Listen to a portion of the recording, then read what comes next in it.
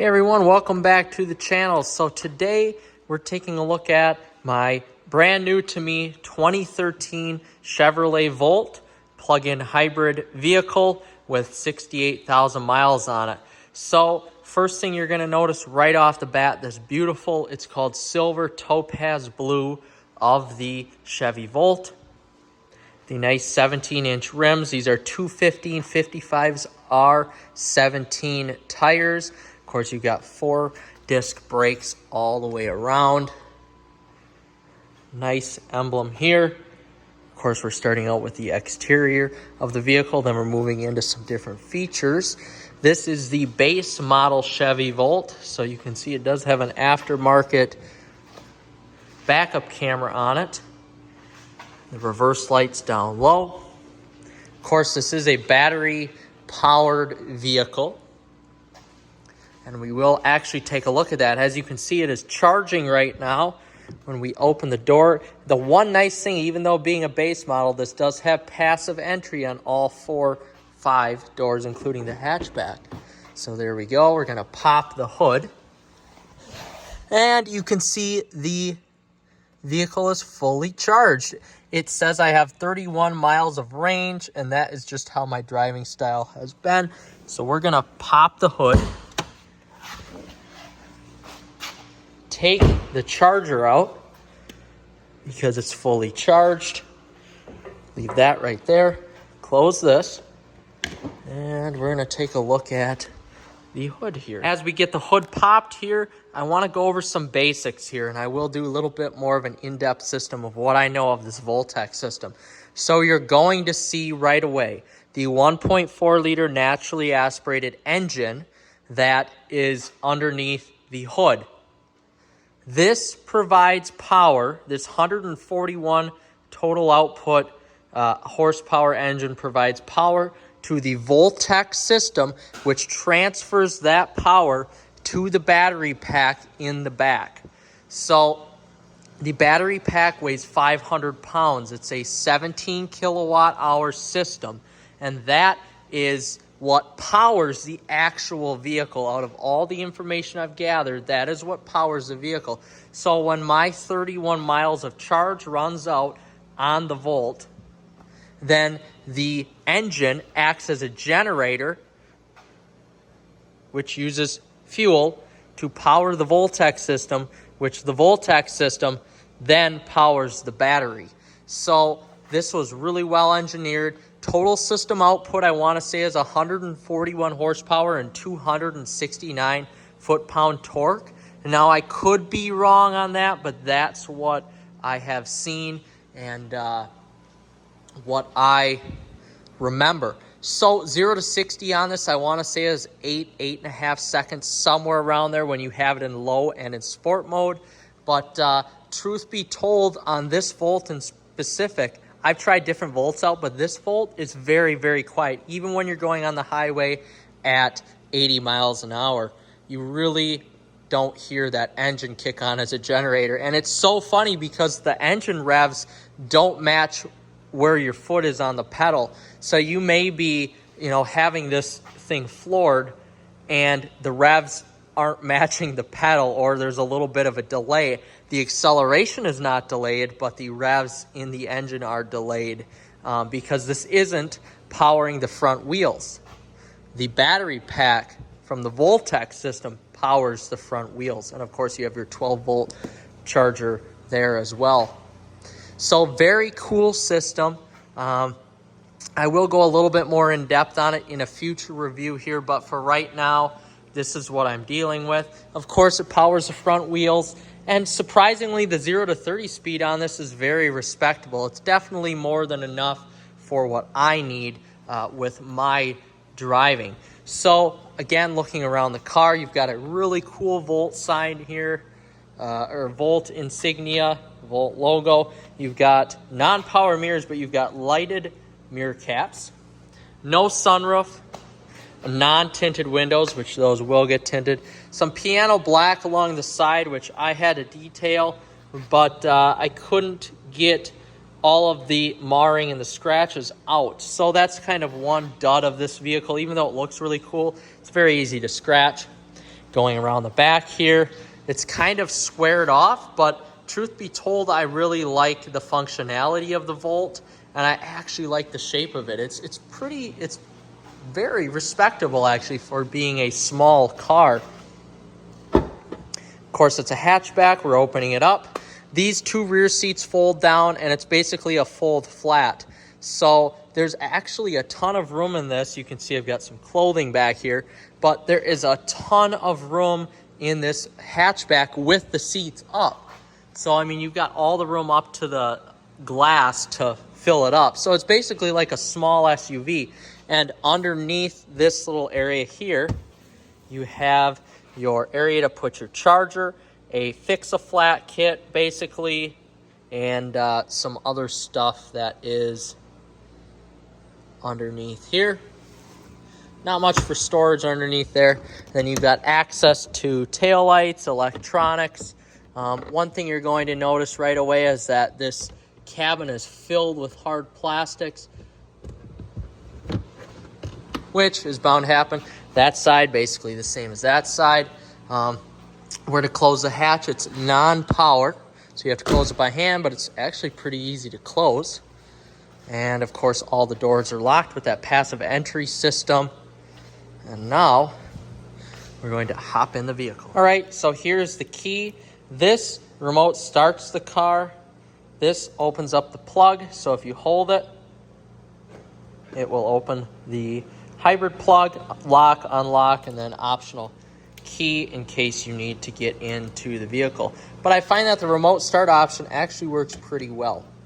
So I actually want to start in the back here. So passive entry, of course, on the back. And we're going to hop in sitting behind me in my seating position. So this almost gives you a look of like a fancier sports car, essentially. So we're hopping into the back, sitting behind me. I am 5'8", but I do like to sit back, similar to what a 6-foot person would. So sitting back here isn't much for lighting. Sitting back here, I actually have more than enough space for knee room and foot room as well. I don't feel, even though this is a smaller car, I don't feel claustrophobic because of the hatch. And now you can actually see how much room you have behind yourself in this vehicle. Of course, a lot of hard plastic here. Areas for some cups, 12-volt outlet, hard plastic. But at the end of the day, this is just a normal daily driver, and some of the other Volts that I have sat in that are Premiers or trims like that have a much nicer interior.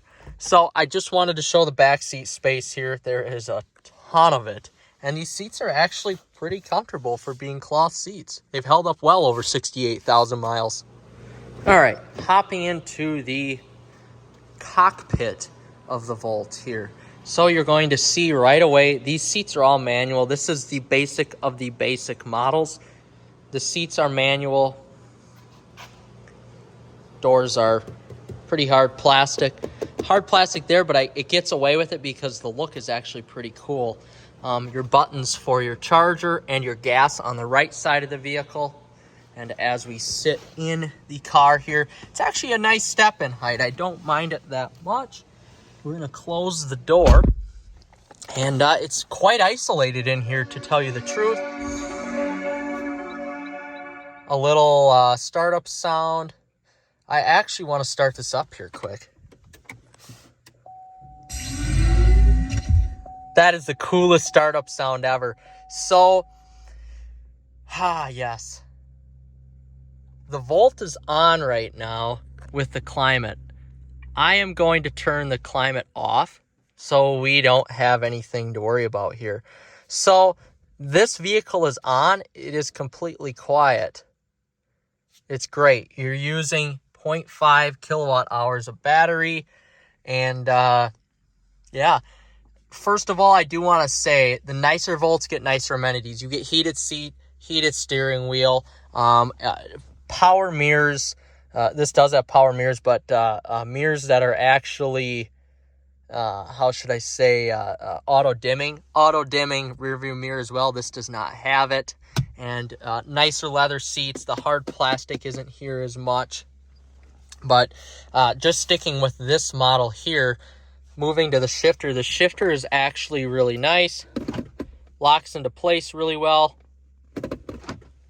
and is not very intrusive. And you could see my hand sticks through. There is room behind the shifter, and you get a little cubby right here as well. You've got buttons lock and unlock. You've got your electronic parking brake there and your different drive modes. So you've got different drive modes of normal, sport, mountain, hold, which I will go a little bit more in depth in the drive. And then you've got some more buttons here. You've got this leaf button, which shows you how good you are driving in your climate control settings. You've got an efficiency tips button for driving style. Just goes through and shows you what everything is. Vehicle charging and maintenance. I like this leaf thing here. So you've got charging, and it'll tell you when your charge is complete on reduced or maximum. This always reduces to 8 amps. So if you need a faster charge, you can go to maximum, and that will tell you when it is charged by. But of course, we have a full battery right now.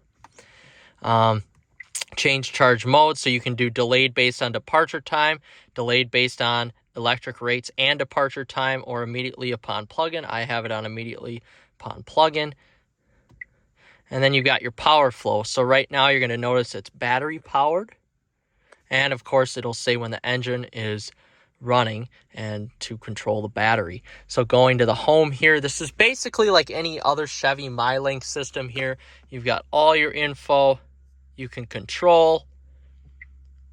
You can set it up.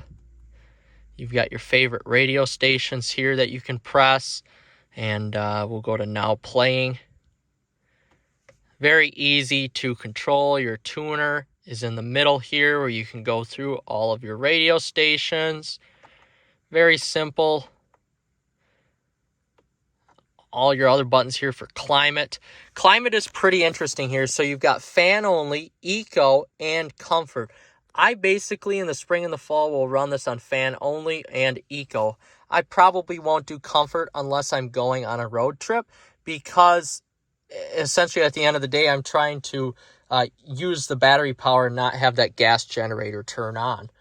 That's what I bought the car for. So you've got redundant buttons there. Back, if we click on climate again, it's pretty straightforward. I like this touchscreen. It's smaller, but it's very responsive and very fast, which I appreciate.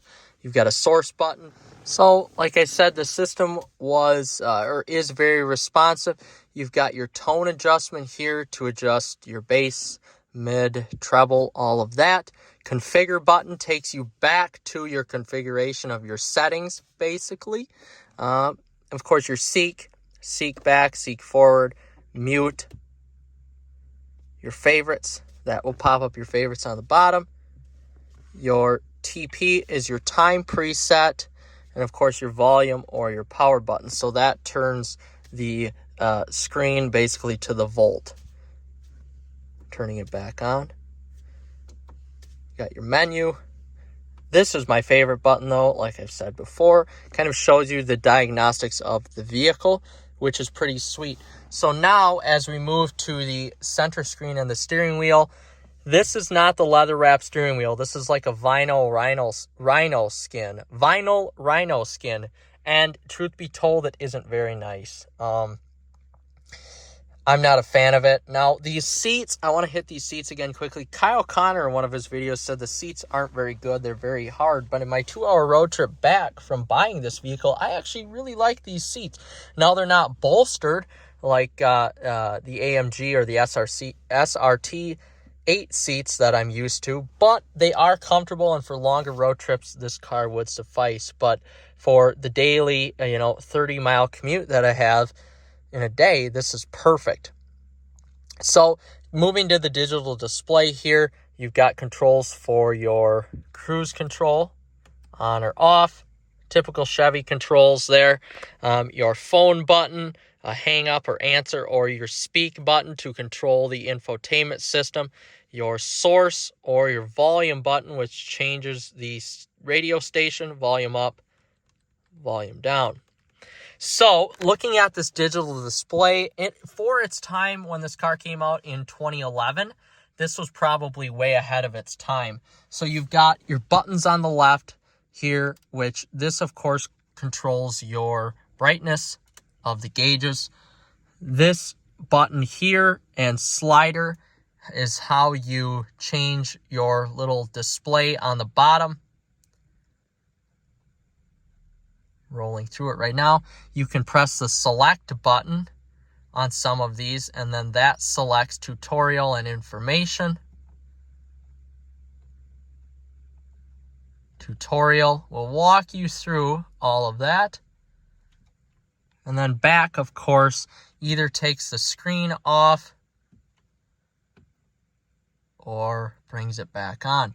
Configure, when you press that, just changes the look of the screen a little bit. I leave it on this because I like to see my driving characteristics there on the right with the little green ball. You want to keep that little green ball in the center. So that basically concludes the interior portion and exterior portion of the review here. I want to get this baby on the road and show you guys what it's got. And to be honest with you, I am very surprised with it. Hey guys, welcome back to the channel. So if you've watched any of my content here recently, you've realized that I bought a 2013 Chevy Volt. And in this video, I want to explain some of the numbers that I purchased it for and essentially why I did purchase it. You know, if you've been following the channel here, you realize that I have a Ram truck. Now I have this Volt. And I have, just to show you guys, I have this Challenger SRT8 along with this 300 SRT8. So you may ask, how can you afford this? Which sometimes I often ask myself that. And B, why did you do it? So first of all, I just want to start with this. I drive a lot. I put on probably 20 to 22,000 miles a year just with my business and for my business. Owning a golf course here, I have to go. I drive every single day to work, 7 days a week. Even in the winter time here, I'm out here almost every single day. It's a 30-mile round trip commute. I also do some coaching as well that requires me to drive to a different golf course. So there could be days where just on my normal commute, I'm driving 40 miles per day. So that's a lot. That adds up to being a lot, especially in gas-guzzling vehicles. My primary daily driver being this Ram truck that gets, 13 to 15 miles per gallon. I needed something like this, and I wanted to keep the mileage down on my SRT vehicles because I like vehicles. I like to collect vehicles here. So that is one of the primary reasons why I got this Volt. Second being Alexa. If you've been following the channel, my girlfriend just bought a GLE 43 AMG, which she loves so much, and I actually love that car too.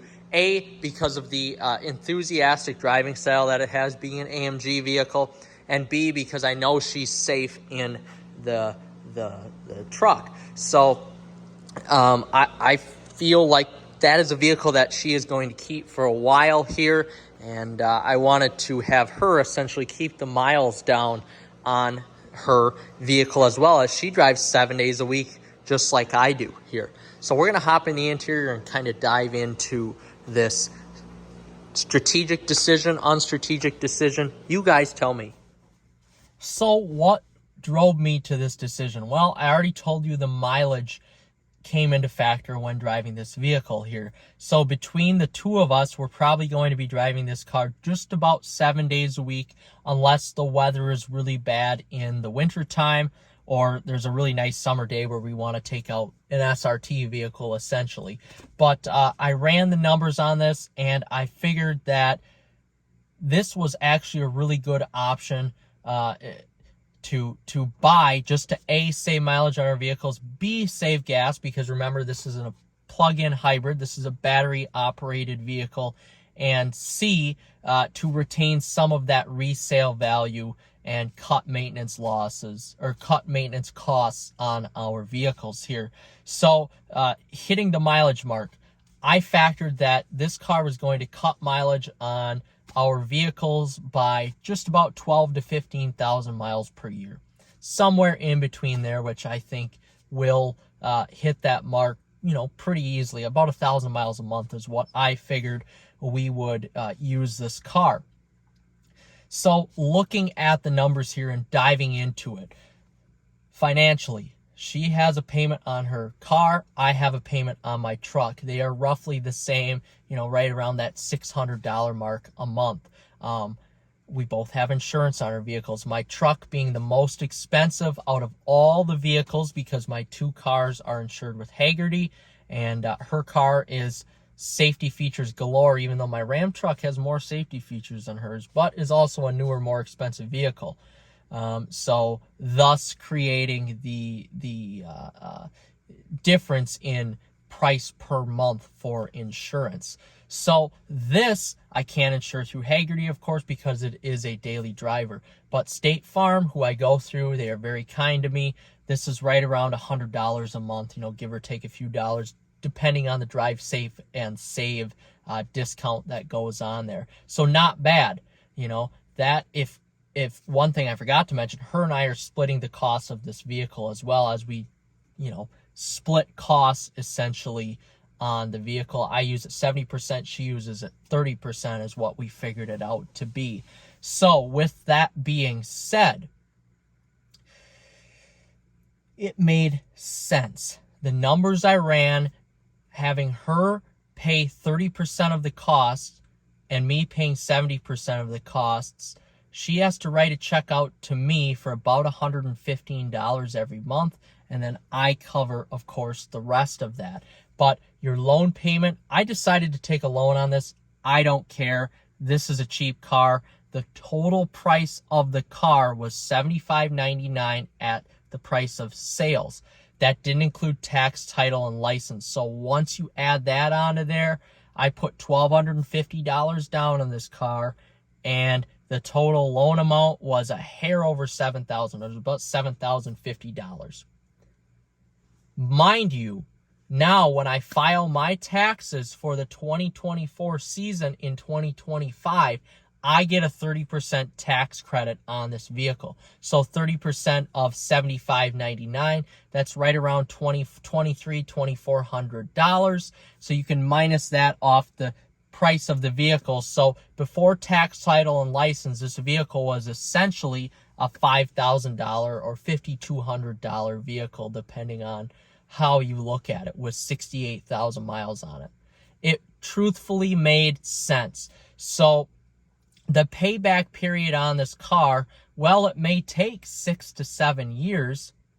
At the end of the day, for Alexa, for somebody who's just starting out her career and trying to save that money, for her, it's going to cost an extra $18 a month to have this car based on the gas savings and the expense of maintenance. And that's an estimate, but my numbers may be wrong a little bit. So with that being said, I estimated her saving about $86 a month in gas because her car takes premium. She won't ever have to put gas in this thing with her commute. Her total commute is maybe 15 miles.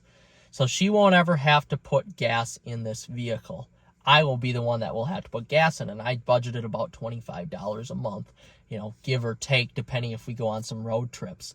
So with the gas savings was the maintenance savings. So a B service from Mercedes-Benz, I am not totally sure how much that was, even though I've owned Mercedes-Benz before, never taken it to a dealer. So that may be $300. So now you can add on another $18 a month of savings. So now essentially she is paying me, or she is not paying me, but she's only costing her about $18 more a month. I didn't factor in tires into that. So if you factor in tires, now you're breaking even essentially for her, what she has to pay me compared to what she has to pay the gasoline pump. Now for me, on the other hand, it's costing me about $100 per month more than if I weren't having this car. I split the cost. I pay the insurance. I also pay the electricity on it. So that varies, of course, too, because in my Ram truck in the winter, I put about 8 to 10,000 miles on it. I drive a ton to buy stuff, boats, cars, whatever, snowmobile trips, whatever. So essentially, I'm going to save more in the winter months than I am in the summer months because I don't drive that truck as much in the summer. I have my SRT vehicles to drive in the summer. But we're going to see the most savings on this vehicle in the winter time when she drives it to work in the winter. Either I stay at home and work from home or come down here, and then we both go to work on the weekends in the wintertime in this vehicle. So really, at the end of the day, with that tax credit, I am not paying any money on this vehicle for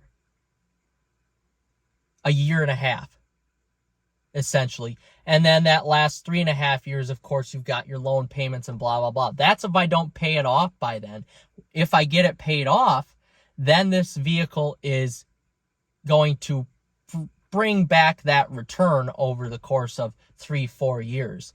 So at the end of the day, assuming, there's the batteries don't go out on this vehicle or something where you have to put thousands of dollars into it, but it's a base model, so there's not much that can go wrong with the interior. No heated seats, no heated steering wheel, no adaptive cruise, no automatic dimming mirrors, rear view mirror, none of that. No automatic headlamps. Well, it does have automatic headlamps, but no auto high beams, no auto rain sense. I mean, this is as base as you can get, which for me is totally okay. I'm fine with that. She's fine with that too. I mean, she has got a nice car. I've got a nice truck. We've got all the luxury amenities. We don't need to have this as a daily driver as something very fancy. I'm not shuttling people around in this. So really, at the end of the day, yeah, did I have to take out a loan on it? Well, yeah, of course I did. You can watch a channel and see how much stuff I bought. I could have paid cash for it, but why would I do that? A car payment on this and the truck is equaling, if you split that in half, you're looking at $700 a month for 2 vehicles. I know people that are paying $800 to $1,000 that are making less money than me per year on one vehicle. So I feel pretty good about myself right now and where I am at. And that's why I was able to buy this vehicle. So now my calculations and estimates didn't put any of our other 4 cars into the resale value of the calculation. I didn't put in that now I'm able to keep this truck longer. Now I'm able to keep the miles off. Those 2 cars, I can keep the miles off. The Mercedes, we can keep the miles off. So now you're looking at, hopefully, when we look to get rid of our 2 other dailies, truck and Mercedes, now you're looking at maybe an extra $1,000 or $2,000 of savings because the miles aren't there on the vehicle.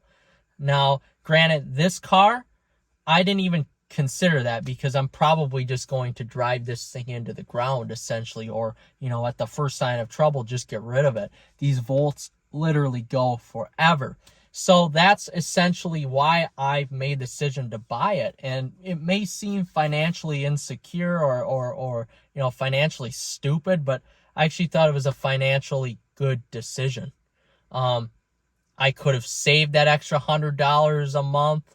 But really, at the end of the day, with YouTube revenue here hopefully soon, and ways to make money with other jobs, I can just make that up essentially and not have to work very hard at it to do so, which is sweet. But I'm very happy with this vehicle so far. It's a fun little car to drive. The center of gravity is really low, so it's very responsive in turns. It is a little numb on center, but that's okay. I just wish it had wider tires, but again, then your range goes down too. So when I first bought this car, it had about 36 miles of range. Of course, I drive a little lead-footed, so that goes down. But I know my limits with where I need to drive to work and everything else to where I'm not going to kick on that gas generator motor.